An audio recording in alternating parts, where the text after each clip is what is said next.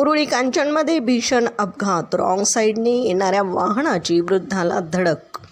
नमस्कार, पुणे ग्रामीण अपडेट्समध्ये आपलं स्वागत.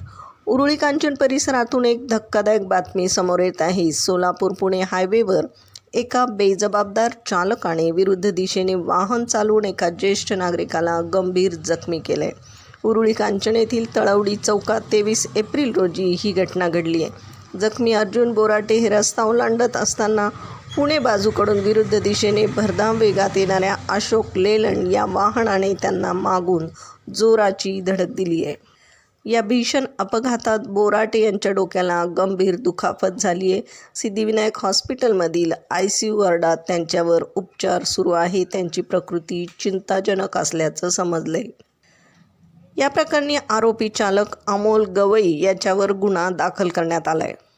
सदरच्या घटनेचा अधिक तपास पोलीस हवालदार कमलेश होले करत आहेत.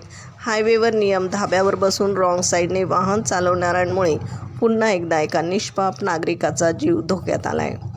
प्रतिनिधीसह महाराष्ट्र जनता न्यूज, पुणे. महाराष्ट्राचा बुलंद आवाज. क्षणोक्षणी अपडेट, सत्याचा निर्भीड शोध.